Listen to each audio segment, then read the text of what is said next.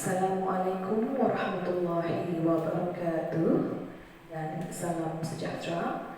Saya Siti Nizawati binti Muhammad Syom, merupakan pelajar semester pertama Master in Early Childhood Education. Pada hari ini saya akan membentangkan tajuk tugasan di bawah mata pelajaran HMEC 5213, yaitu Early Childhood Curriculum Planning and Assessment. Kita pergi kepada pengenalan. Semua kurikulum tidak mengira kepada apa reka bentuk khasnya adalah terdiri daripada beberapa elemen tertentu. Kurikulum biasanya mengandungi pernyataan matlamat dan objektif spesifik. Ianya menunjukkan beberapa pemilihan dan penyusunan kandungan, sama ada mengimplikasikan atau memanifestasikan beberapa corak pembelajaran dan pengajaran, sama ada disebabkan oleh keperluan tuntutan objektif ataupun keperluan kandungan penyusunan. Akhirnya, kurikulum meliputi satu program penilaian kepada hasil. Pernyataan ini adalah menurut Hilda Tambang 1962. Kita pergi kepada kurikulum Tabika Saya Genius yang saya bangunkan untuk membuka Tabika pada tahun 2021 dan 2022. Kurikulum ini adalah berteraskan kepada 3 mata pelajaran, yaitu Bahasa Melayu, Matematik, dan Sains, di mana ianya sangat penting dikuasai pada abad 21. Kurikulum pada tahun 2021, yaitu untuk 5 tahun, berbentuk menyediakan pengetahuan paling asas kepada murid seperti kemahiran berkomunikasi, menulis, membaca, mengenal nombor, penyelesaian masalah operasi, pengenalan kepada alam kehidupan, dan memahami konsep sains. Setelah murid menguasai semua komponen pengetahuan ini, maka mereka akan lebih bersedia menghadapi kurikulum pada tahun 2022 yang lebih mencabar namun menyeronokkan. Kurikulum pada tahun 2022 khasnya untuk 6 tahun pula lebih berbentuk projek, yaitu tugasan amali secara individu dan berkumpulan. Di dalam kurikulum ini juga, guru akan melibatkan penglibatan ibu bapa bagi membantu dan menyokong proses pembelajaran anak mereka. Kesinambungan pengetahuan asas daripada kurikulum tahun 2021 pasti akan melahirkan murid yang lebih kreatif, berilmu, dan dapat menyelesaikan segala masalah dengan baik dan berkesan, di samping adanya penerapan nilai-nilai murni di dalam setiap tugasan. Baiklah, matlamat kurikulum untuk Tabika Saya Genius. Kurikulum ini dibangunkan untuk melahirkan murid berumur 5 hingga 6 tahun yang menguasai aspek pengetahuan bahasa Melayu, matematik, dan sains secara menyeluruh dan bersepadu. Membentukkan konsep kenduri positif yang disemai melalui pendekatan dan persekitaran pembelajaran yang selamat, selesa, seronok, dan mempunyai hala tuju, jelas dapat melahirkan murid yang seimbang di dalam segala segi, yaitu jasmani, emosi, rohani, intelek, dan sosial. Rangkuman daripada semua ini akan mempersiapkan sarjana cilik yang bakal menguasai dunia dengan berbagai kemahiran di masa akan datang, berteraskan kepada 3 aspek utama pengetahuan. Kita pergi kepada objektif kurikulum. Yang pertama, menggunakan kemahiran menulis dan membaca dengan baik dan betul. Kedua, berkeupayaan berkomunikasi menggunakan bahasa Melayu dengan berkesan di dalam kehidupan seharian, sekaligus mengangkat martabatnya sebagai bahasa utama di Malaysia. Ketiga, berkebolehan menguasai berbagai operasi matematik yang melibatkan nombor dengan betul dan baik. Keempat, berkebolehan menerapkan dan mengaplikasi kemahiran sains secara optimum. Kelima, melahirkan insan yang berketerampilan menarik dan penuh dengan ilmu. Keenam, melahirkan insan yang senantiasa bersedia dan penuh keyakinan diri menyahut cabaran. Objektif ketujuh, menyayangi diri sendiri, keluarga, rakan sebaya, dan alam hidupan. Dan objektif terakhir adalah menggunakan segala pengalaman pembelajaran di Tabika untuk berhadapan dengan situasi kehidupan dunia yang sebenar. Falsafah kurikulum yang direka adalah falsafah kurikulum di Tabika Saya Jenis ini menekankan kesiapsiagaan murid secara menyeluruh, bersepadu, dan berterusan. Ianya menitik beratkan penguasaan bahasa Melayu, matematik, dan sains di dalam kehidupan seharian, di mana mampu meningkatkan tahap sosial, intelektual, dan kendiri positif murid yang akhirnya bergerak ke hadapan sebagai sarjana cilik bijak serta berkemampuan untuk memberikan sumbangan ke arah kemajuan diri, keluarga, masyarakat, dan negara. Teori pembelajaran yang digunakan ada 4. Yang pertama, Jean Piaget. Kanak-kanak pada peringkat praoperasi masih berpikiran egosentrik, di mana mereka tidak mempunyai keupayaan kognitif untuk memahami pandangan orang lain selain pandangan mereka sendiri dan memerlukan bahan yang konkret untuk membina pengetahuan. Berhubungan dengan teori ini, pemilihan bahan yang digunakan di dalam kurikulum saya perlu menyokong pembelajaran murid. Sebagai contoh, saya menggunakan peralatan yang boleh disentuh dan dilihat seperti puzzle, blok, sebuah, komputer, permainan air dan pasir, selain menggunakan buah-buahan dan sayur-sayuran sebenar. Teori pembelajaran yang kedua, yaitu Lev Vygotsky, selain daripada orang dewasa yang berperanan membantu pembelajaran kanak-kanak, rakan sebaya yang lebih berkebolehan juga dapat menyokong dan membimbing murid lain.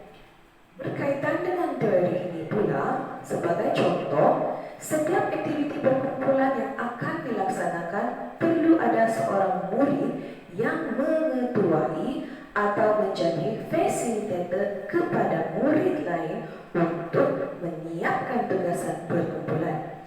Murid ini dipilih berdasarkan kepada kelebihan dan kemahirannya.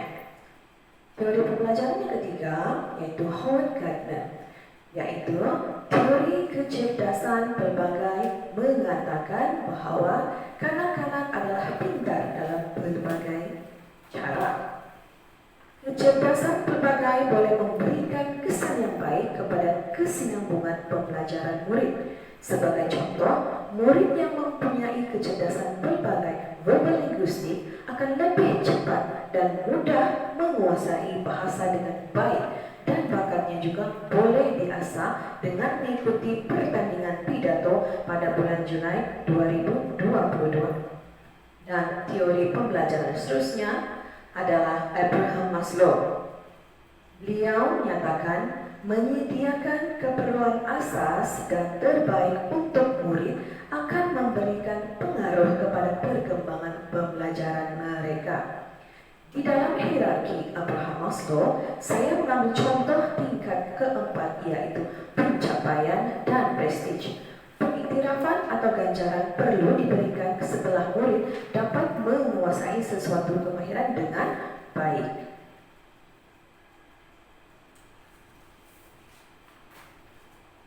Kita pergi kepada pendekatan kurikulum. Pendekatan belajar melalui bermain. Pendekatan belajar melalui bermain, menurut Vygotsky 1967, main membantu perkembangan bahasa dalam pemikiran. Struktur otak akan dibentuk melalui penggunaan simbol dan alat.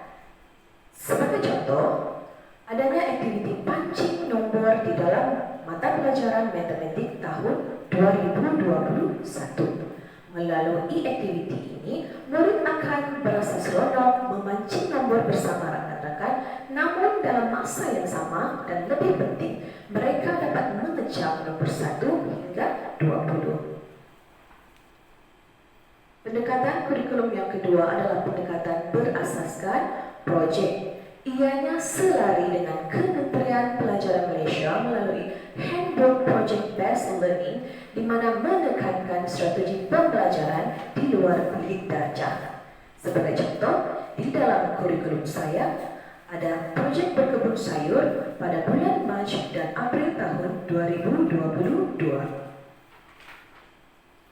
Seterusnya, pendekatan bersepadu. Contoh pendekatan bersepadu ialah lawatan sambil belajar ke Pusat Rawatan Haiwan pada bulan Mei tahun 2022. Aktiviti ini menggabungkan mata pelajaran sains dan bahasa Melayu. Murid dapat menamakan haiwan yang ada di pusat tersebut berkaitan dengan mata pelajaran sains. Dan dalam masa yang sama, kemahiran berkomunikasi juga dapat dirancang, yaitu bahasa Melayu melalui perbualan murid kepada guru atau pengusaha pusat. Pendekatan berasaskan inquiry.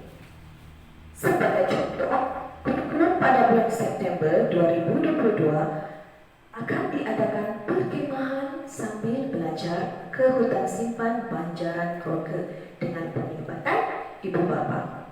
Murid akan mempelajari kemahiran ikhtiar hidup dan menapasi kepelbagaian flora dan fauna, berfokuskan learning by doing. Dan pendekatan terakhir adalah pendekatan bertema. Walaupun pendekatan bertema secara tidak langsung dalam kurikulum yang dibina, tetapi sebagai contoh, komponen pembelajaran sains seperti mengecam sayur-sayuran dan buah-buahan serta mengecam haiwan.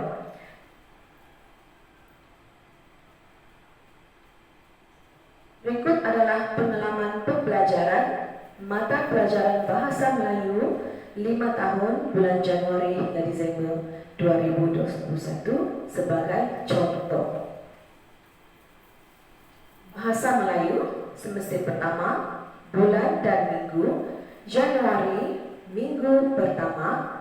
Komponen BM1, berbual menggunakan ayat mudah. Cadangan aktiviti minggu orientasi murid. Aktiviti dicadangkan adalah berbual mengenai perihal diri dan ahli keluarga, seperti siapa nama awak, ayah kerja sebagai apa. Manakala bahan pembelajaran yang digunakan adalah patung boneka jari untuk menarik perhatian murid dan juga potret keluarga. Ini pula adalah pengalaman pembelajaran mata pelajaran bahasa Melayu, matematik, sains umur 6 tahun bulan Januari hingga Desember 2022. Ini adalah contoh pada bulan Januari semester pertama. Cadangan aktiviti untuk bahasa Melayu ialah projek menghasilkan buku cerita bertemakan diri saya dan keluarga dengan penglibatan ibu bapa. Bahan pembelajaran adalah kepelbagaian bahan mengikut kreativiti seperti kertas warna dan tali benang kain.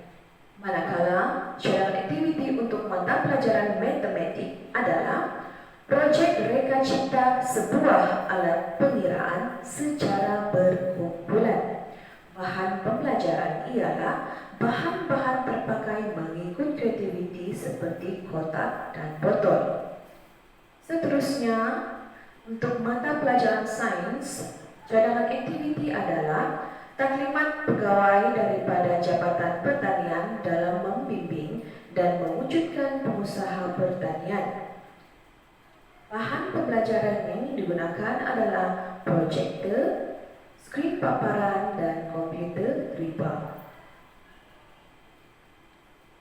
Pentaksiran pembelajaran dan perkembangan kanak-kanak. Yang pertama, saya menggunakan skala kadar. Melalui skala kadar ini adalah ianya menilaikan senarai item yang berkaitan dengan komponen pengajaran dan pembelajaran dan hanya menggunakan simbol atau angka. Saya gunakan pada setiap berakhirnya komponen mata pelajaran sebagai contoh. Yang kedua adalah rekod berterusan. Rekod berterusan merujuk kepada catatan atau naratif mengenai pertuturan atau perbuatan murid yang akan digunakan sepanjang tempoh pemerhatian. Contoh, semasa aktiviti perbualan di dalam kumpulan boleh saya gunakan. Pentaksiran yang ketiga adalah rekod anekdot. Ianya membantu saya membuat catatan ringkas tentang sesuatu peristiwa penting dan unik seseorang murid sama ada positif atau sebaliknya. Dan melalui rekod anekdot ini ianya tidak dirancang. Yang keempat adalah portfolio.